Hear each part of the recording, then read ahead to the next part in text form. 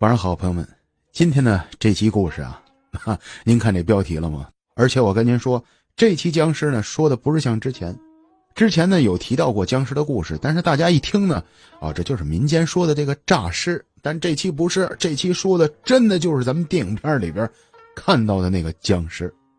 电影里边那僵尸多健全，大长指甲，穿着清朝的衣服，然后一跳能跳起来1米来，不会走道，只能双手伸直往前这么噔噔噔跳着。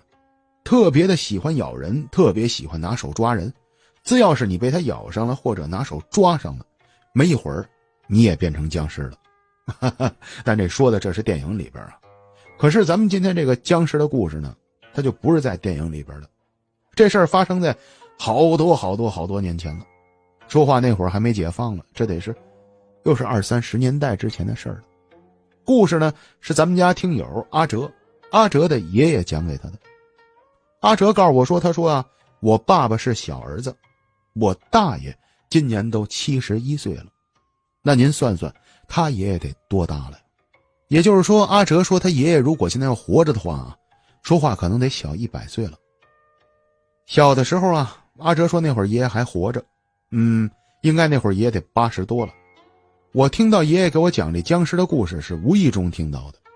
有这么一次周六全家呢都约好了去爷爷家聚会。我呢本来是跟同学约好出去游泳玩去的，但这天的同学半截发烧了，等于把我给诓了。我又没事干，这天我大概是早晨起来11点多我就到爷爷家了。到了爷爷家之前，在路上我想好了，因为在爷爷家待着没事干，我就买了一张碟。那个年代的碟啊是那种 DVD 或者 VCD 啊，实在是忘了。碟呢是压缩的，里边有好多电影，当时选的都是鬼片。这天买完碟到了爷爷家，吃完午饭，我没事干，我就在那看碟了。坐那儿看碟呢，爷爷看不懂，爷爷不爱看这些东西，不知道我们看的是什么，就在那儿来回来去的溜达呢，就忽然间可能无意的瞧了一下我的电视机。当时爷爷站在电视机前打愣，然后告诉我说，这看的是什么呀？哎呀，这东西我小时候见过呀。爷爷当时说完这句话的时候，我心里噔亮了。我就爱看鬼故事，打小我就喜欢，而且在我特别小的时候，爷爷那会儿啊，脑子还是特别清楚的，给我讲过很多故事。我当时马上我就把电视给摁暂停了。爷爷，那个您确定您见过这东西？这是僵尸，您见过是吗？见过啊，这东西我小时候见过，没错，差不多就是这样的吧。我跟你说，这东西真有。哎呦，当时这电影我不想看喽，一点兴趣都没有了。这破电影有什么劲呢？我马上我就把电影直接给关了。我跑到我爷爷边上，就开始吊着我爷爷，非得让他给我讲小时候到底他是怎么看到的僵尸的。这会儿我爷爷已经80多见90的，老爷子说话呀不是说太清楚了，多多少少有点小脑萎缩，讲故事的时候呢不太清晰，速度很慢，所以说我就没法给大家呢复原的爷爷当时怎么讲的了。我就按照我的方式，就是按照阿哲的方式给大家讲一下爷爷当天呢到底跟他说的是什么。爷爷给阿哲说故事的时候啊，这会儿一家人呢是生活在北方的，但实际上阿哲这一家人呢他不是北方人。阿哲的父亲呢口音还都有南方口音了。那么阿哲他们一家人到底是哪儿的呢？他们一家人是湖南人。但是您先别急啊，因为刚才我说了一下，这故事发生在江西，它这个东西啊得跟地理有一定的关系。阿哲他们一家本是湖南郴州的，但是阿哲说我们家在早归属于江西管理，也就是说小时候的阿哲他们一家人算江西人，后来国家重新规划地区，一下把他们规划给湖南了。阿哲说就现在他们回了老家呀，由于阿哲平时特别爱研究美食，长大了呢他懂得这个各地方的菜了。他说我从小认为我们家吃的是湖南菜，其实现在长大了我才知道我们吃的那不是湖南菜，那是江西菜。就算到现在从我们家这村子开车40分钟左右就能进了这江西界内了，也就是说我们家这点地界当初应该算江西的。不过这些咱们不重要啊，简单跟大家介绍一下，核心咱们还是听故事。爷爷给阿哲讲的这件事啊，发生在爷爷小时候也就12、13岁这会儿。那说话这得多少年前，大家一算就知道了。爷爷小的时候啊，是个苦孩子，是跟爸爸长大的，大概应该是妈妈可能是5、6岁那年去世的，爷爷当时讲的不太清楚。爷爷说自从妈妈去世之后啊，就剩下他跟爸爸了，两个人过的日子挺苦的这在农村里边家里没个女人照应啊，两个老爷们在一块儿怎么也不行。因为那个年代的男人呢，他不像现在懂得什么教育孩子呀，科学教养啊，平时生活的细节啊，爸爸连饭都不会做。那从小给爷爷做的饭呢，要搁现代人可能您一口都不吃，再加上打小爸爸就不怎么管爷爷除了爷爷犯错误了过来拍2下屁股以外，平时爷爷一个人呢就在村子里边乱跑。再加上爷爷家住的那个地儿啊是山，周围全部是群山环绕，小的时候爷爷基本上就跟融入大自然的野孩子差不多，没有不能上的树，没有爬不了的山。这村子周围哪能挖着笋，哪能逮着小动物，包括家里村的周围的这些猎人们在哪儿下过套子，爷爷比那猎人还清楚了。天天一会儿跟着这个玩，一会儿跟着那个玩，等于您在村里可能找不见爷爷，你要到周围的山边上，您就看一个小不点个的一个小男孩在那山里边嗖嗖嗖窜悠了。这个就正是爷爷的童年了。在爷爷的描述中爷爷说他见着僵尸的这次应该是夏天吧，应该记得。这年夏天呢爷爷一天晚上，他说村子里边有一个叔叔，这叔叔说说山上面打着獐了。这个獐现在湖南已经很少见了，其实它就有点像东北的狍子，当然我不知道我说的对不对咱也没查资料去，就是类似一种鹿的这样的一种小灵蹄类动物。爷爷说獐这个东西的肉是极为鲜美，而且这几年的獐是越来越少了，就是说爷爷小时候这几年，现在就更少了所以说好长时间呢就没有猎人能捕到獐。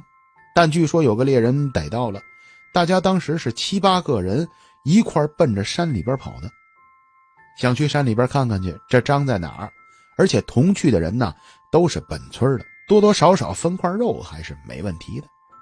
爷爷当时也挺可爱的，就跟着叔叔们就奔着老山林子里边去了。到了老山林子里，跟着大人们一大堆人，的确没错，真的是捕到獐了。但是这獐不是说大家想象的拿火枪打死的，而是呢拿捕兽夹夹住的。可是这獐个儿不大，特别小，跟个狗差不多，大家其实也挺失望的。一瞧这才20、30斤，哎呀，这也没得什么分的。可是就在大家正在解开这个獐这个捕兽夹的时候，爷爷说他们就听到远处的树林里传来了几声叫声。随便住在这附近山里的人一听就知道，这叫声一定就是獐。也就是说抓到的这只小獐它不止一只，周围弄不好是有一大窝子呢。顿时间这几个专门捕猎的这个猎人们就开始提起精神了。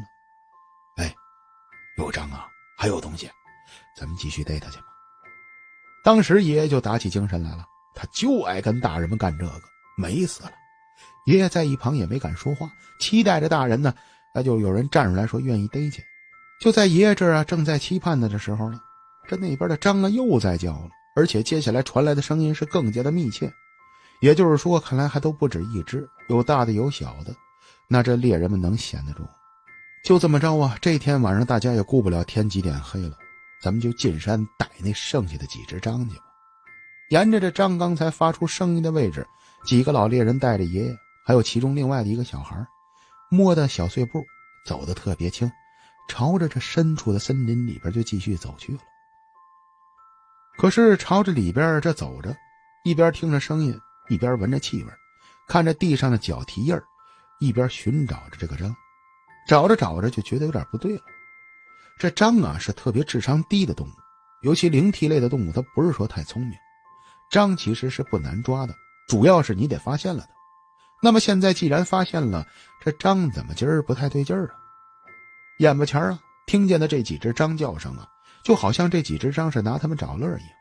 哎，只要是你们找不着我了，我就打老远的位置啵啵啵叫上几声，你们刚刚一接近，我就往前牵扯着你们跑，直到啊在深山老林里边追了这个獐，追了可能得有40-50分钟，小1个小时了。爷爷说这一路上都能看见獐的脚蹄儿，还能听见它的叫声，但是一下都没瞧见这几只獐。哎呀，那这会儿这猎人们就上头了呀。那猎人们在自己家乡门口打猎都多少年了，都祖祖代代传下来了，能让几只獐给戏弄了。哼，今儿我非得给你弄着不可。接下来前面这几个猎人叔叔带着爷爷他们是越往深处走就越深了，根本就没顾及脑后。我跟您说啊，不光是那个东北大山林子里的深山，它里边难辨方向。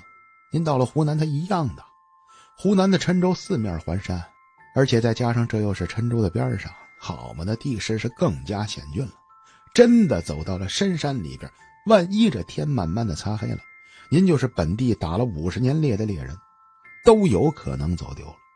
当然这种丢啊，他和外地人不同，外地人呢可就是完全丢在深山里了，别想出来了。本地人到了天明，他还是能走出来的。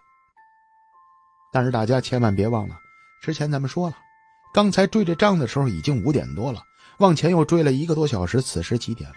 那天还用说吗？深山里的天呢，过了6点多钟，那几乎就全黑了。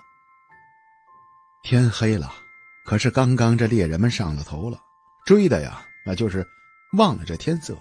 走着走着，这发现不行了，不对劲儿了。中途呢，燃起了火把，但是越走这山就越深了。可是眼前追的那几个獐啊，还是一直这么逗楞着他们。可等着猎人回过神来的时候，此时发现自己几个人呢，已经走到深山的深处了。坏了，不行了，不能再往里边走了，再往里边走可就有危险了。而且到了午夜里边，这深山的山林里啊，哎呦，我其实在之前的节目跟大家说过，我是夜里边进过山的。夜里边到了山里边，我告诉您，危险至极，走错一步就掉山涧里。它就是您家门口的山也不行，因为午夜中的山，这整个四面周围全是黑的，您看不清楚，不知道哪脚踩错了，哗一滑，人就没了。这其中一个岁数偏大一点的老猎人呢，一看不行了，叫停吧，别再往深处走了，这里边啊会出事儿的。而且这个老猎人还说自己总感觉今儿有点不吉祥。什么意思呢？就感觉不太对劲儿，像是有什么兆头似的。刚刚啊咱们抓了人家家的一只小獐，现在这几只大獐逗着咱们跑，难道这獐也有成精了的吗？要报仇，把咱带到什么危险的地界去？你看这老猎人他还是有经验的，这林子里的那个动物啊，它是野生的，不是咱动物园里的。那动物干出来的事儿啊，好多至今都无法解释的。大家都觉得这老猎人说的是对的，但此时爷爷他们不甘心，小孩不懂这个，小孩不分4、5、6，小孩就一股脑的我就非得抓到这个獐。当时爷爷说我挺失望的，心里挺别扭的，而且夜里边在山林里边好玩极了，又有大人陪护，手里边又都带着枪了，你说你们这么大岁数怕什么的呀？可是这几个猎人是执意的不再往前走了。就这样，爷爷说我们就开始向来时的路返回了。可是向回这么一走啊，走了没一会儿就感觉不太对劲儿了。这本来走出去了没有太远，可是不知为什么今天晚上就像是鬼打墙似的，这四面的路啊全是长得一样的。这一行人走了半天，不见刚才啊来时的回路，这怎么回事呢？正在这几个人迷迷糊糊的地界，爷爷说就听见从好远好远的位置传来了一声虎叫声。哈哈，大家别担心啊，不是真的老虎，这只是个形容词。因为爷爷说打呀，他们大概朝南的方向那边吧，忽然一声虎吠声音，这声音真的就跟老虎一样，哦的一声。哎呦，这一下所有在场的人身上这汗毛唰的一下就全都竖起来了。啊，这他妈什么动物呀？这是第一反应啊。您要在这森林里边，您试试是什么感受的？这亏了是本地人，只要外地人这一嗓子能吓瘫痪那儿。可是就在接下来呀，这声虎叫声叫完之后，没有停了这么2-3秒钟，连着就是嗷嗷的几声，这更麻烦了。每一个声音传来的位置虽说差不多，但声音听得出来它是不一样的。咱这是遇到什么怪物了？我的天哪，这张不会发出这样的声音呢？声音是闷响有力，嘶哑无比，这怎么回事呢？怎么着，这大晚上咱们走到山林里边，让这大型猫科动物给围上了吗？此时爷爷说那声音是越离越近，接下来就一刻不停的就在他们周围环绕。当时所有带着枪的猎人嘛，全都把这老式火枪给端起来了，说白了这会儿就要准备战斗了。我不知道大家您会不会听，猎人在白天的时候不怕动物。我跟您说啊，猎人身上也是有一定的 buff 的，这个 buff 是至今都说不清的。那老林子里的老猎人狼一见了他都尿裤，可能是人家世世代代啊身上有一种灵魂。但是这个东西啊，它只限于白天好用，一旦到了晚上，这动物全都疯了。有一大部分哺乳动物是夜间欢食的，而且呢，晚上正是这些猫科动物的狩猎时间呢。当然了，这会儿朋友们就得说这郴州不可能有老虎，的确没有，爷爷他们也没见过。但是那猫科动物当年在几十年前呢还是常见的，谁知道这山林里是啥呀？正待几个人在这百感交集了，这到底该怎么办呢？咱是向前进还是不进呢？还是原地停留了？爷爷说就只见呢，离着他们大概10几米位置，有这么一个向上的土坡子，这土坡子离地啊有这么6、7米。当时他们的灯光的余光是能稍微照到那个地儿的，就看到那土坡子上面啊有几个人影在上面走过。不对，再仔细瞧过去，那人影不是走，而是在那土坡子上面正蹦的呢。爷爷说这一队人排得特别直，没有一个是走路的，全是把2个胳膊伸直了，排着在土坡子上面跳。大概有这么6、7个人，而且每个人头上还都戴着帽子。由于当时太黑了看不清楚，有几个数不清，因为有一部分是融入在黑暗中，有一部分火把的光亮是能照着的。这顿时其中还是刚才那个岁数大点的那个叔叔，就是那个老猎人，马上他先说话了：别动，不要动，这什么玩意儿？这是干什么的？这会儿爷爷他们所有人也都害怕了，没见过这是什么东西。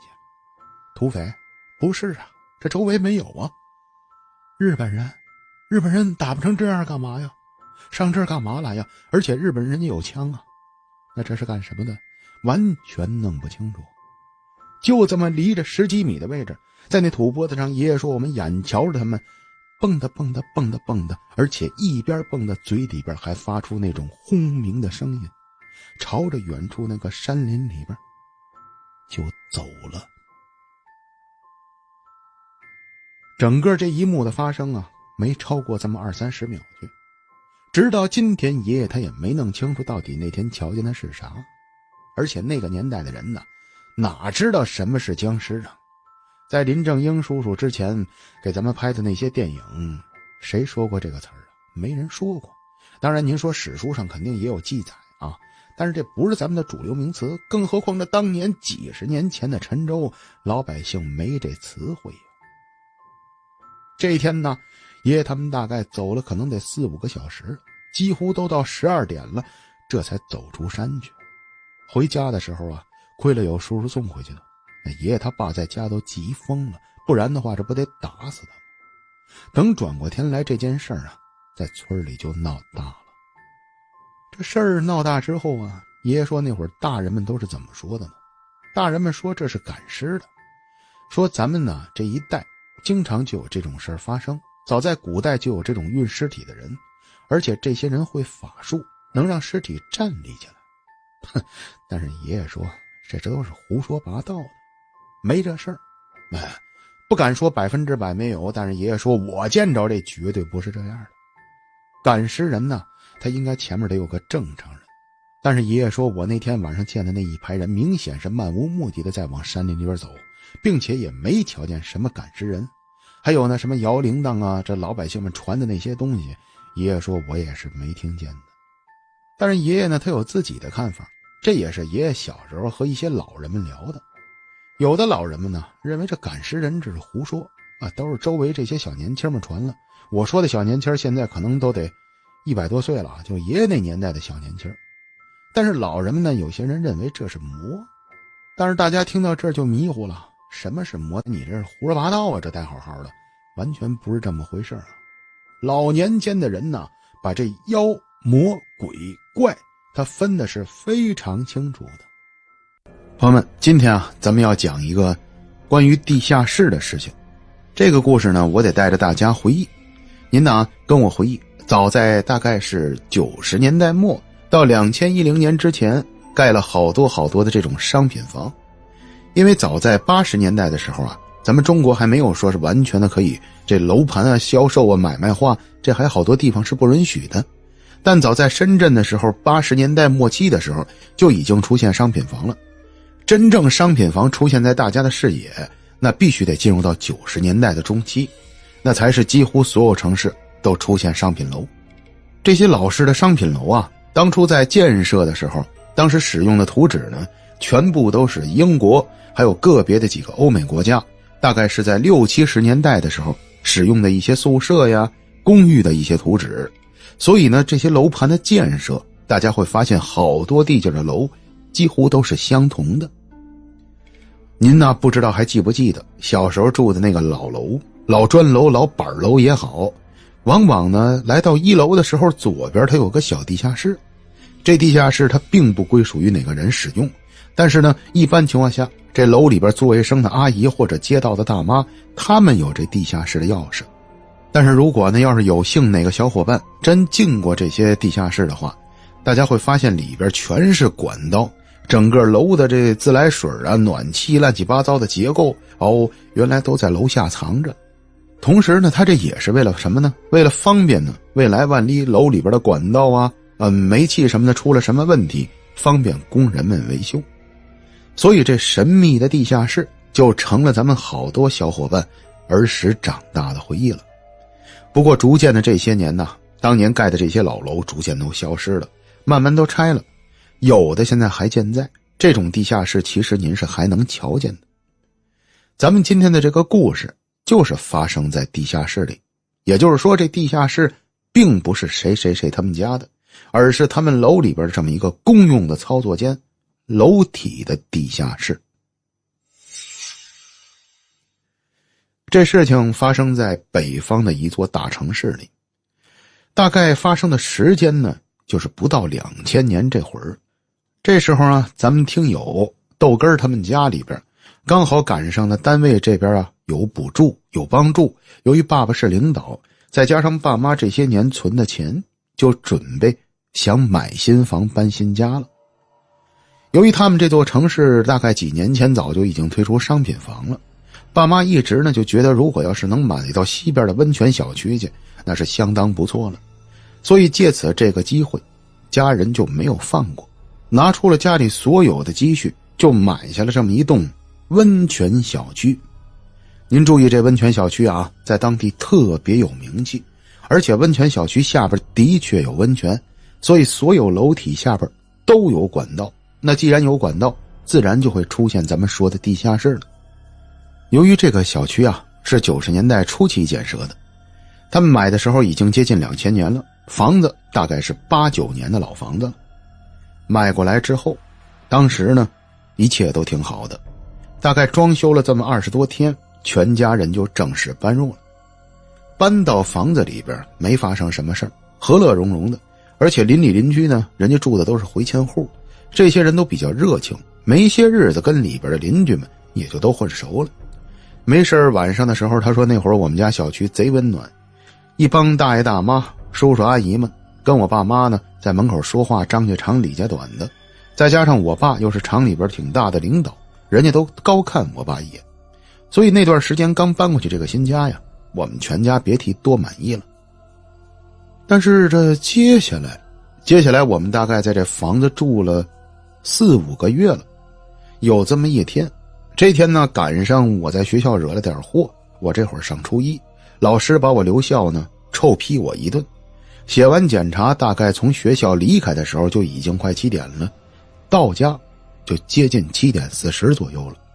那为什么我会记得这么清楚呢？因为小时候害怕嘛，路上我想了一道回家怎么编瞎话骗我爸妈，所以进门时我还看了一下表，现在是7点40，没错了。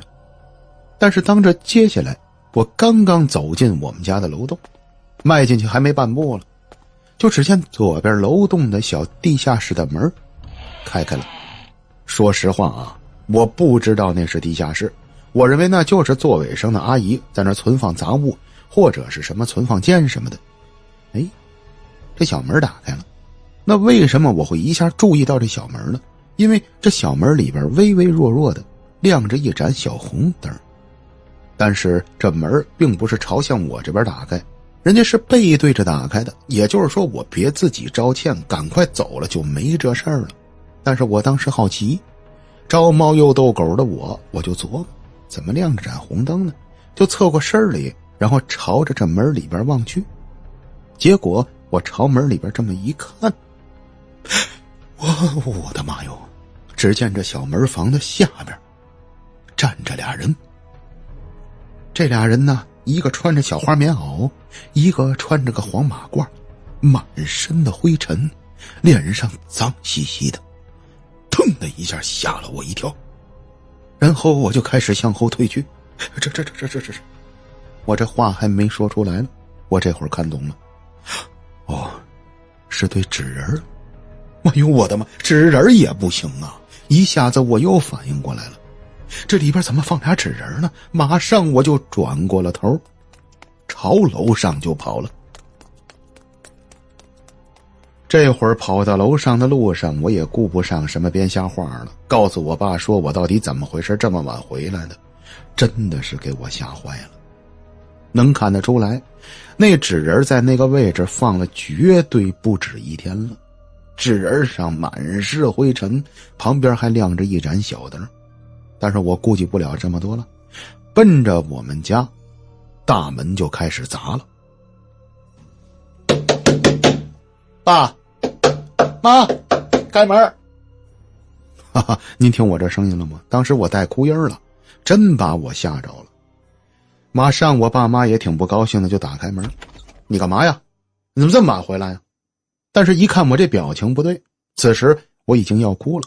您别忘了我才初一，也不丢人呐。我爸马上打开门让我进去，问我怎么这么晚。我一下一把就抓住我爸的胳膊，站我爸旁边去了。爸，楼下有鬼。什么？楼下有鬼？真的？一楼那小门房里边站俩鬼。我爸当时听完我说这个回答不上来了，不知道怎么接我话，只是把门给关上了，然后我妈过来了。你怎么这么晚回来呢？妈，先别说这个了，我遇上鬼了吧。一下我哭了。哭完，我爸妈一看这孩子不是胡闹的，貌似是真遇上什么事儿了，就把我安稳下来了，然后给我喝了2口水，我就把刚才发生的事儿告诉我爸我妈了。我妈当时听完了，看着我爸，我爸在那琢磨，有俩纸人在下边，门口没死人的呀？有死人的吗？门口没死人的，没见着死人的。这是我妈回答我爸。然后我爸胆儿特别的大，根本不怕这些，随手就拿起旁边一手电筒就要下楼检查去。我就马上阻拦，爸别去。我不拦还好，我这一拦，我爸当时更急了。你这是个男的吗？啊，让俩纸人吓成这样。当时我爸可能是觉得应该给我做榜样，男孩不应该怕这些东西，真的就拿着手电筒下去了。当时我爸下楼的时候气势汹汹，什么纸人鬼什么的啊，根本就不怕，拿手电筒奔着小门房就去了。但是我能看得出来，到了1楼那小门房还在开着，小红灯一闪一闪的，我爸也减慢脚步了，能看得出他也有点虚。但是我们娘俩在后边跟着了，我爸在前面走着，还得过去瞧啊。结果拿手电筒往里边这么一照，我爸也吓得退后了2步。哟，然后没说话，又反着回来照我们娘俩走了。当时我爸对我妈努嘴儿，示意是上楼快走，然后我妈拉着我们3口就这么回去了。回到家里，我爸也改变了态度了，长吸了一口气。哎呦，是啊，怎么那里边好几个纸人在里放着呀？而且放了好多年了，纸人都烂了身上。你说谁放这东西，怪晦气的。我妈当时吓得脸也白了，也不说话了。这件事晚上我们3口讨论了半天，甚至我回来晚了被留校的事都被爸妈给忘在脑后了。晚上别提多神秘了，我自己躺在屋里睡觉，脑子里就开始琢磨，甚至直到了晚上夜里边睡觉，我都做了噩梦了。但是没发生什么大事儿，这事儿就翻篇了。直至翻篇了之后，过了有这么5、6天，一天晚上回到家里来。到家之后，我当时挺高兴的，因为好不容易考了一个全科及格，我想拿出来给我爸妈展示。可是刚一进门，就看我爸我妈2个人在房间里边说话了。我呢就准备大摇大摆走到房间，妈爸，我发成绩了。我刚要张嘴说这个，还没张开嘴了，我透过门口一听我爸妈说话，2人的音儿不太对，貌似2口子在里边在矫情什么事儿。我呢立马就没张开嘴，我想偷听听他们在说什么。只听我妈有点不高兴的跟我爸说：你呀，天天就知道你们厂里那点事儿，当个破厂长也干不了什么事儿。让你看个房，你让你同事看去，他们年轻，你又是厂长，他们能帮你细致看吗？你看看这房，这怎么办呢？你说咱怎么住在这儿啊？这以后。我爸当时在边上就说：不是，也别这么封建迷信，别听他们那门口邻居瞎胡说八道，他们不也住在这儿吗？废话，那是他们回迁户，往哪儿搬呢？你说咱这刚买的房，买了个这个地儿去，我说这房这么便宜呢，当初就不应该听你的。我当时在门口听着，就越听越不对了。出什么事儿了？难道那天前些日子看到那纸人是真有什么蹊跷吗？难不成我们家门口闹鬼吗？接下来我爸妈在屋里说实话吵了好半天，但吵的是一会儿就吵急了。我爸生气了，咣推开门出来就准备抽烟，把我是吓了一跳。一推门，我爸也吓了一跳。你怎么回来了？啊，没事吧？那个我考了个全科，都及格了。我爸拿过来看了看，啊，行，有进步。那个别理你妈。就说完这句话，我爸就奔着厨房了。奔厨房开油烟机抽烟，也有我妈不让闻烟味儿。然后我就进到屋里跟我妈说话去了。妈，出什么事儿了？怎么不能住了这房子？嗨，不前些日子看到那假人吗？我晚上我就睡不着觉，我就琢磨，我就问门口啊，就那菜站那儿，那个挺胖那阿姨，平时老跟我好的那个，我就问她去了。好吗？你知道吗？你知道那阿姨怎么跟我说的吗？那阿姨说他们这小区以前盖房子的时候啊，从这地基里挖出来20多口棺材，而且我告诉你，还不是一般人的棺材，因为这棺材挖出来之后就让国家给弄走了，然后该发商呢怕这帮回迁户们闹，就没告诉他们，然后呢就让他们搬进来了。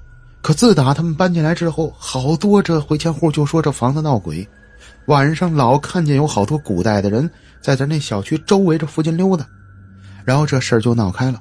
然后后来呀，是街道的人一看不行啊，然后找来人之后啊，人家说得在咱们这地下室里放6对纸人才能压得住，不然呢以后还得乱舞。当时人不懂啊，哪听说过放纸人镇这些东西，那不越镇越邪吗？大家伙一开始就不听，可是到后边实在不行了，最后就听了。听完之后还别说，这房子还真好了。我当时听完懵了。哦，我知道了妈，你的意思是我爸买错房了？哼，就怪他买房时也没帮咱仔细看，这怎么办呢妈？那咱还在这住吗？那我哪知道这房刚买的，你说现在这还卖得出去吗？你爸呀真的什么都不干。这事儿就这么着成我们家后边这些日子一直天天闹的事情。我妈我爸是天天矫情，我妈没事就埋怨，我爸那人呢家不长里不短的叨叨不清楚，没埋怨2句我爸就生闷气抽烟去了。后边我们家这事儿闹了挺长一段时间，但是爸妈感情还是没什么问题的，逐渐的这件事儿啊也就过去了，房子就天天这么住着。每天呢我们3口晚上回家的时候精心着点，躲着点那小门缝，要不然怎么着啊？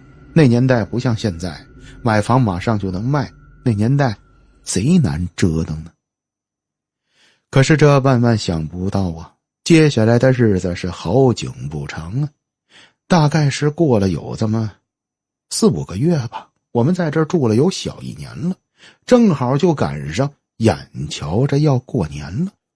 这如果要是我没记错的话，应该是过小年的这天，就是23的这天呢，我呢已经放了假了。放假完了之后，这天我忘了我是干什么去了，反正没干好事，回来的特别晚，应该是8点多回来的。我们家楼这片闹鬼的事儿我也忘在脑后了，根本没想这么多，跟那个上次晚上迟到回家是一样的。回家正在琢磨怎么跟我爸妈编瞎话了，迷迷瞪瞪的我骑着车就到了我家楼口，把车就停了。可这刚把车停到了楼口，我就晃晃悠悠的往楼洞子里边走。当跟这楼洞子走到平行的位置，这会儿还没到楼洞，离着楼洞起码还得有8、9米的距离。我就打老远的瞧见我家那小门房又开着了，小门房里边冒着红光，我一下就定住了。哟，怎么又开了？所以马上我就不敢上楼了，然后站在原地我就不敢动了，在那儿打起转来了，心里边就在琢磨这怎么办呢？我可不想再看到那纸人了呀。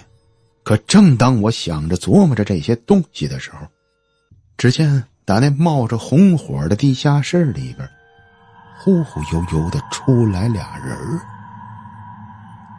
这2个人呢全身穿着黑袍子，不知道那是什么打扮，全身上下外圈貌似还虚虚乎乎的，当时看得我直迷糊，而且我是没地儿躲没地儿藏，只能这么正着看着他们。这俩人个子很高，脑袋快顶在门框子上。先是出来了一个稍微体态偏胖，然后接下来后边又跟出来一个特别瘦的。但是这俩人的脸我看不清，脸上像是戴着2个黑头套，再加上他们穿的那大黑袍子，整个脸和黑袍融为一体。可接下来正当我当时弄得害怕，想要向后退了，突然一下从这地下室下边钻上来2个东西。这俩东西我也看见了，2个特别小个的东西，一个穿着黄色的衣服，一个穿着红色的衣服，那不正是我前些日子瞧见的那2个纸人吗？这2个小东西别看个小，一下子就钻到了这俩黑东西的前边，挡住这黑东西的去路。然后2个人的手对着黑东西举起来了。举起来完之后，这俩黑东西还很害怕这2个小纸人，一看他们挡住了路，这俩玩意儿就开始往后退，一边退着嘴里边发出咕噜咕噜的声音。这会儿我跟二傻子一样，就在那儿站着看呆了。再接下来没有个3、5秒钟，这2个小东西竟然把那2个大个给逼回小门房了。然后这俩小玩意儿也钻进小门房，小门房的那个门砰就关上了。我当时站在原地看懵了，这是什么玩意儿啊？我他妈纸人活了！然后我这一下气儿没喘上来，咕噔一下腿一软，躺地上了。等我再醒来，爸妈已经给我扶楼上去了。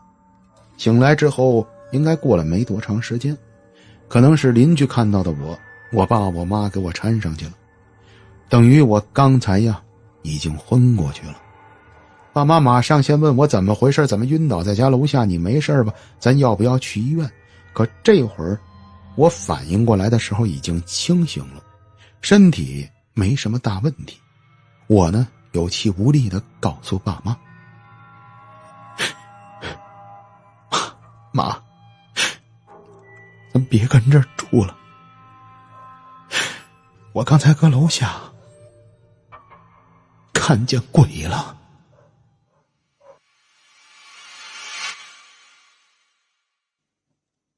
好了，小伙伴们，故事给大家讲完了。刚才讲到后边的时候，不知大家听没听得出来呀？我这门口狗开始叫了。